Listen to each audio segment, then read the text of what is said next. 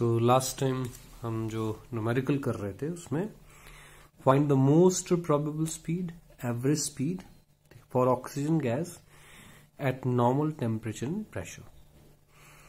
तो अगर मैं मॉलिक्यूलर जो फॉर्मूलाज मेरे पास अवेलेबल है वो क्या है, in terms of under root KT/m। ठीक है, तीनों फॉर्मूलेज आपको क्लियर होने चाहिए। वो क्या? ये तीनों फॉर्मूले। मोस्ट प्रोबेबल स्पीड के लिए फॉर्मूला 2 KT/m अंडर रूट, मतलब KT/m अंडर रूट तीनों में है, एवरेज के लिए भी, रूट मीन स्क्वायर के लिए भी। यहां अंडर रूट 2 है, यहां अंडर रूट 8/π है और यहां अंडर रूट 3 है, और इनकी वैल्यूज 1.41, 1.59, 1.73। KT/m अंडर रूट सब में है। तो मुझे क्या चाहिए होगा? टेम्परेचर, ठीक है, T की वैल्यू और K की वैल्यू और M की value. K is a constant, Boltzmann constant मैं बता चुका हूं, किसके बराबर? 1.38 × 16 erg पर केल्विन। K की वैल्यू की बात हो चुकी है, यहां स्मॉल k है और ये कैपिटल K केल्विन को बता रहा है।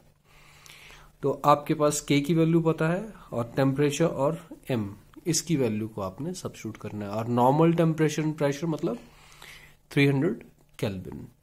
ठीक है, अगर मैं केल्विन स्केल में टेम्परेचर की बात करूं, क्योंकि यहां केल्विन स्केल में ही बात करनी पड़ेगी, चाहे मैं जूल पर केल्विन की बात करता हूं, चाहे मैं अर्ग पर केल्विन की बात करता हूं, यहां टेम्परेचर मुझे केल्विन में ही रखना है। ठीक है, तो आपके पास नॉर्मल टेम्परेचर, ठीक है, that is 25 degree Celsius, 27 degree Celsius, आप 300 केल्विन कंसिडर कर सकते हैं। और मेन बात रहेगी M की। फिर M आपके पास क्या है?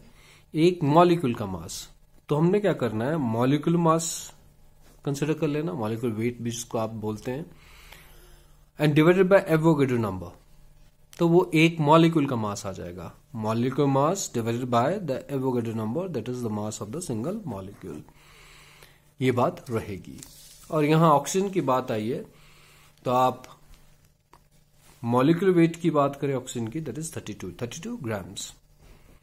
ठीक है, और फिर मास आप निकाल सकते हैं, एवोगैड्रो नंबर से आपको डिवाइड करना है, ये आपको मास पता लग जाएगा। ठीक है, that will be in grams. Temperature आपके पास यहां 273 केल्विन लिखा है। आप अगर 0 डिग्री सेल्सियस को कंसिडर करते हैं तो 273 केल्विन। ओके फाइन, आप 300 केल्विन भी कंसिडर कर सकते हैं। वैसे normal temperature pressure, that means normal temperature आपके पास 300 होता है। यहां 273 से कैलकुलेशन करके रखी है, लेकिन आप 300 से कीजिएगा। K की वैल्यू आपके पास है, और फिर आपने यहां रूट मीन स्क्वायर के लिए सब्स्टिट्यूट करना है। ठीक है, K की वैल्यू, T की वैल्यू, M की वैल्यू, यहां √3 है, मैं आपको बता चुका हूं।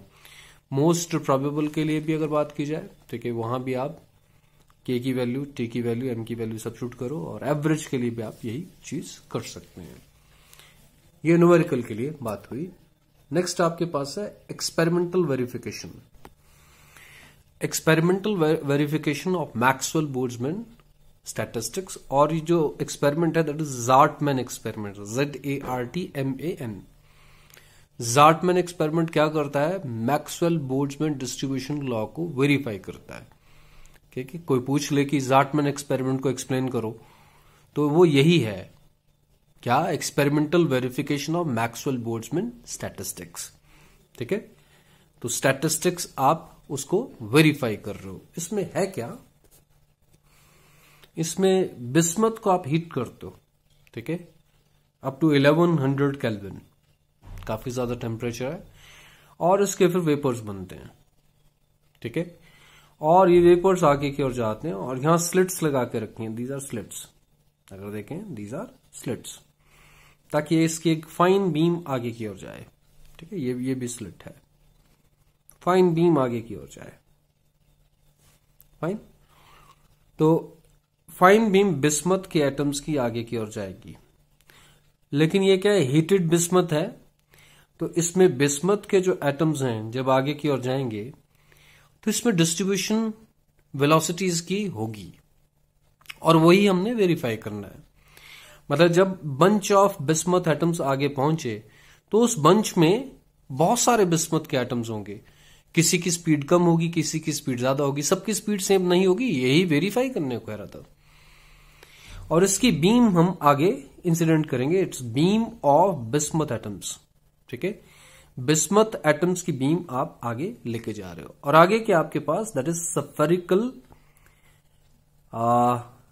सफियर है एक, और उसमें ग्लास प्लेट एक रखी हुई है।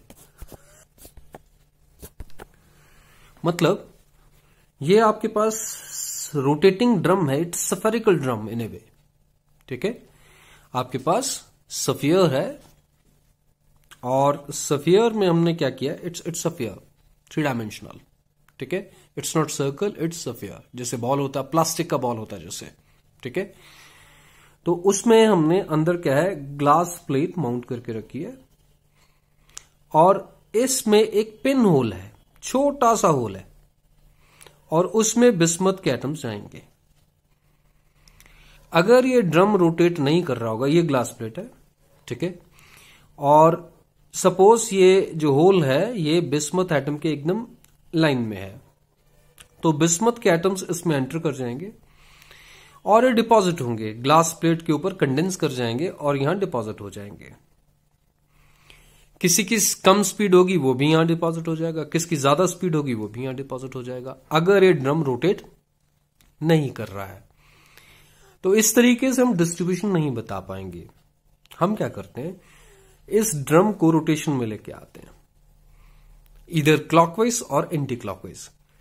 अब इसमें जो बंच एक बार आएगा, ठीक है, जैसे ही ये घूमेगा तो ये होल जो है वो ऑफ एक्सिस हो जाएगा। ठीक है, ये जैसे ही घूमेगा ये होल जो यहां था तो यहां आएगा, यहां आएगा, यहां आएगा, क्योंकि ये ड्रम घूम रहा है। And this drum is rotating with a constant angular velocity. तो जैसे जैसे घूमेगा, इसका मतलब क्या निकल के आता है, ये प्लेट पहले ऐसे थी, फिर थोड़ी ऐसे हो जाएगी क्योंकि ड्रम घूम चुका होगा।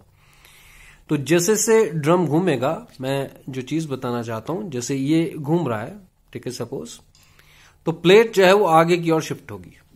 ठीक, और जो बीम है जिनकी स्पीड ज्यादा होगी वो पहले डिपॉजिट हो जाएंगे, जिनकी स्पीड कम होगी वो अभी तक पहुंचे नहीं, वो बाद में डिपॉजिट होंगे, बाद में डिपॉजिट होंगे। तो इस तरीके से जो वेलोसिटी डिस्ट्रीब्यूशन है वो ग्लास के ऊपर चिपक जाएगी, ठीक है, कंडेंस हो जाएगी।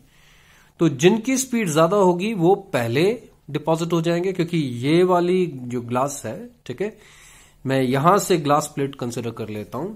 मेरा कहने का मतलब है कि अगर मैं ये स्फेरिकल ड्रम कंसिडर करता हूं और ये मेरे पास होल है इस स्फेरिकल ड्रम में, और इस पर हमने ग्लास प्लेट यहां लगा रखी है, तो जैसे ही बिस्मथ के एटम्स इसमें एंटर करेंगे बंच, ये घूम रहा है, ठीक है, घूमते घूमते ये ग्लास प्लेट आप बड़ी भी कर सकते हैं, घूमते घूमते ये बंच इस पर डिपॉजिट होगा। जिसकी स्पीड ज्यादा है वो पहले डिपॉजिट हो जाएगा, सपोज यहां डिपॉजिट हो गया। वेरी नेक्स्ट टाइम ये रोटेट कर चुका होगा, ये थोड़ा आगे और ये थोड़ा यहां आ चुका होगा, ये जो डिपॉजिट हुआ था ये यहां जा चुका होगा। फिर जिनकी स्पीड कम होगी वो यहां डिपॉजिट होंगे, फिर आगे जा चुका होगा, जिनकी और स्पीड कम होगी वो आगे डिपॉजिट होंगे क्योंकि ये घूम रहा है। तो इस तरीके से पूरी ग्लास के ऊपर अलोंग द लेंथ स्पीड के अकॉर्डिंग कंडेंसेशन होगा। मतलब इस लेंथ पर अगर बात की जाए, डिस्ट्रीब्यूशन एक किस्म से अपनी इंप्रेशन छोड़ जाएगी। हम इसको फिर स्टडी करेंगे, लेकिन एक बार होल जब इस लाइन के एकदम सामने आया और bunch of bismuth atom enter कर गए तो वही डिपॉजिट होंगे। दैट नंबर हो सकता है इतना ज्यादा ना हो कि मैं एक दो एटम को ना देख पाऊं, एक्सपेरिमेंटली उसको देखना मुश्किल हो जाए। तो हम क्या करते हैं, इस एक्सपेरिमेंट को बार बार होने देते हैं। ये होल, ठीक है, थोड़ी देर के बाद क्या हो जाएगा, ऑफ एक्सिस हो जाएगा। मतलब थोड़ी देर के बाद जो बिस्मथ के एटम्स हैं यहां पड़ रहे हैं, लेकिन होल तो यहां जा चुका है, तो ये एंटर ही नहीं करेंगे। ये एंटर करेंगे जब ये पूरा रोटेशन होके फिर दोबारा ये होल यहीं आ जाएगा।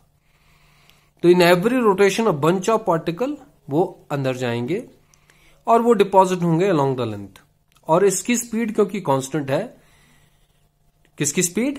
इस रोटेटिंग ड्रम की angular speed that is constant. तो जो डिपोजिशन है इस ग्लास प्लेट के ऊपर वो किस पर डिपेंड करेगा? दैट विल डिपेंड कि भाई along the length, that will depend on the distribution of the speed, कि जिसकी स्पीड ज्यादा होगी वो पहले डिपॉजिट हो जाएगा, जिसकी स्पीड कम होगी बाद में, जिसकी और कम होगी वो और बाद में। ठीक है, इस तरीके से डिस्ट्रीब्यूशन जो है इस ग्लास प्लेट के ऊपर आ जाएगी। तो हम मैनी अ टाइम्स इस एक्सपेरिमेंट को बहुत बार होने देंगे, ये होल बार बार इसके बिस्मथ के लाइन में आएगा और इस पर बिस्मथ के एटम्स डिपॉजिट होते जाएंगे। तो आप इतनी बार इसे करवा लोगे कि इसमें एप्रिशिएबल डिपॉजिट हो जाए, फिर ग्लास प्लेट को हम बाहर निकाल लेंगे और इस ग्लास प्लेट को स्टडी करेंगे कि कहां कितना डिपॉजिट हुआ है, और फिर अलोंग द लेंथ में इसको स्टडी करूंगा और इसको कोरिलेट करने की कोशिश करूंगा कि ये v square exponential minus m b square by 2 kT, कहने का मतलब है कुछ इस तरीके से डिपॉजिट है कि नहीं।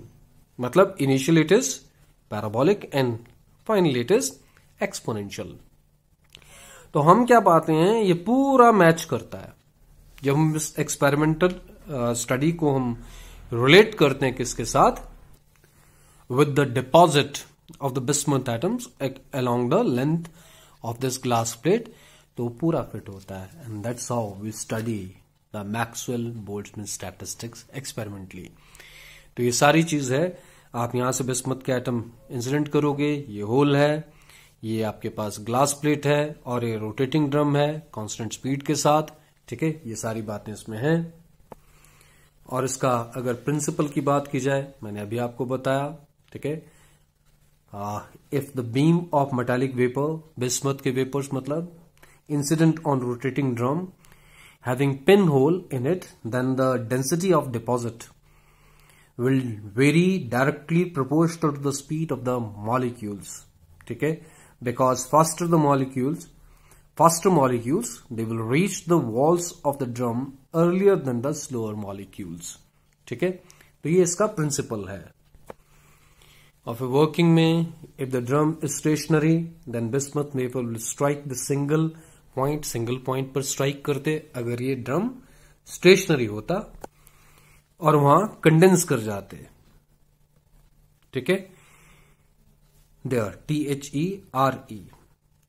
By this we cannot determine the velocity distribution। इससे हम velocity distribution डिटरमिन नहीं कर सकते, इसलिए हमें कंसिडर करना पड़ेगा ड्रम टू बी रोटेटिंग।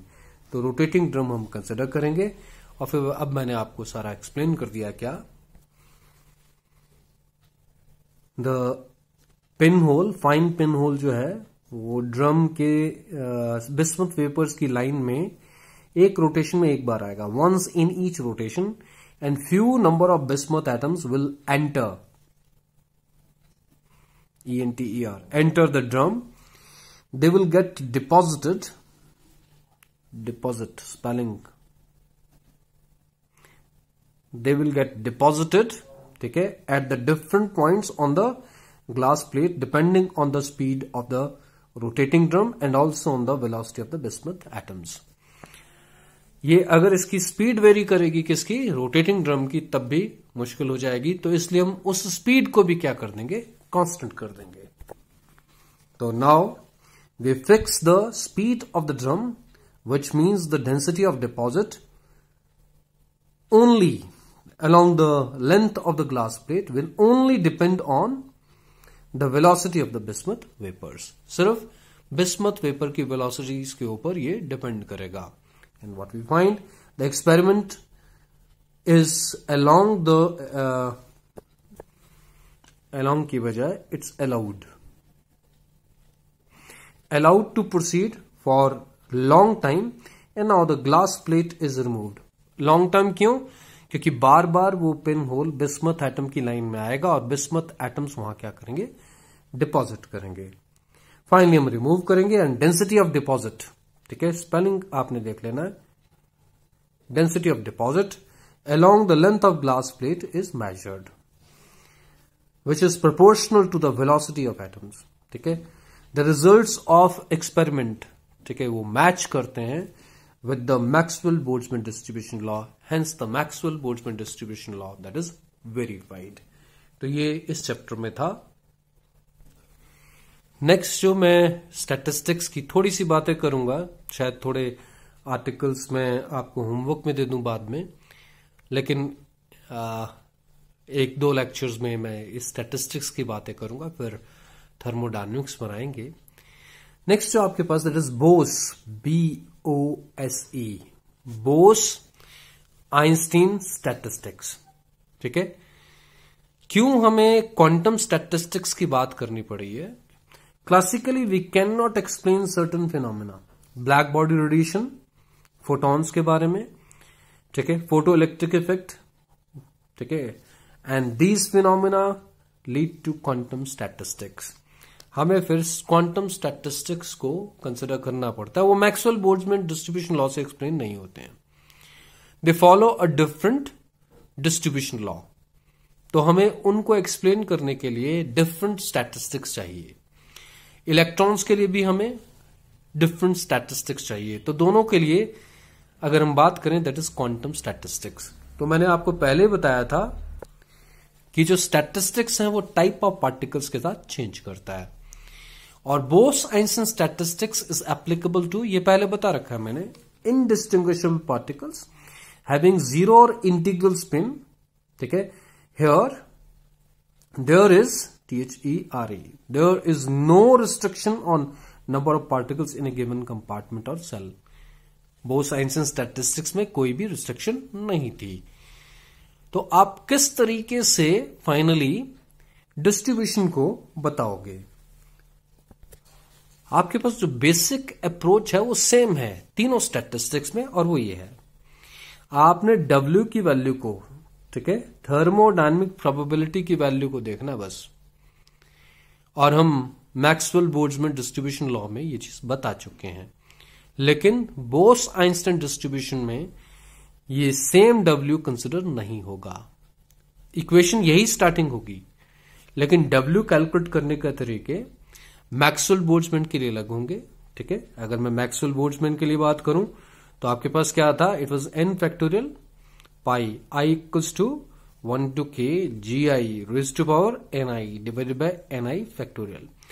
लेकिन यहां ये उभे नहीं होगा, यहां मुझे अलग तरीके से ये W कैलकुलेट करना पड़ेगा, बोस आइंस्टीन के लिए भी और फर्मी डायरेक्ट के लिए भी। और जैसे उस W की वैल्यू पता लग जाएगी, इसमें सब्स्टिट्यूट की जाएंगी और फिर आगे प्रोसीड किया जाएगा, और सभी में ni ओवर GI मतलब ऑक्यूपेशन इंडेक्स निकालना है, और वही मुझे क्या बताता है, डिस्ट्रीब्यूशन लॉ। ठीक है, मतलब तरीका हम इस तरीके से लेकर चलेंगे। तो किन के लिए एप्लीकेबल है, हम क्या करते हैं, we divide the available volume in phase space इनके कंपार्टमेंट्स। वो एनर्जी और मोमेंटम के इंटरवल्स हो सकते हैं। ठीक है, आपके पास पोजीशन स्पेस भी होगा और दूसरा स्पेस मोमेंटम का स्पेस है। इसका मतलब है मोमेंटम के इंटरवल्स हैं या फिर एनर्जी के इंटरवल्स हैं। फिर हम उसी तरीके से N1, N2, Ni, Nk ये नंबर ऑफ पार्टिकल्स कंसिडर किए in the compartments 1, 2, 3, I, K। कहने का मतलब कि आपके पास कंपार्टमेंट है 1, 2, ith, kth, having number of particles N1, N2, Ni, Nk, और हर एक कंपार्टमेंट में सेल्स का number G1, G2, Gi, Gk, हर एक कंपार्टमेंट की on an average energy U1, U2, Ui, Uk। ठीक है, और अगर मैं मैक्रो स्टेट की बात करूं तो N1, N2, Ni, Nk brackets में लिख देंगे, ये मैक्रो स्टेट बन जाएगा।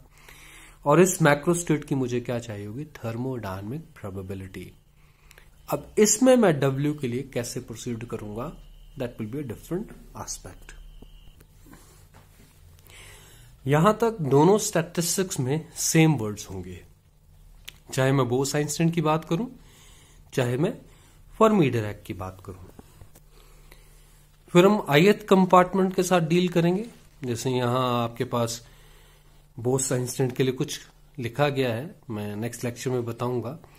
और इसी तरीके से हम फर्मी डायरेक्ट के लिए बात करेंगे और डिस्ट्रीब्यूशन लॉ बताएंगे। तो हमारा बेसिक एम यही रहेगा। सिंपल सी बात क्या है कि टाइप्स ऑफ पार्टिकल जब चेंज होंगे तो जो डिस्ट्रीब्यूशन है, ठीक है, वो भी चेंज हो जाती है। डिस्ट्रीब्यूशन का जो नेचर है वो भी चेंज हो जाता है।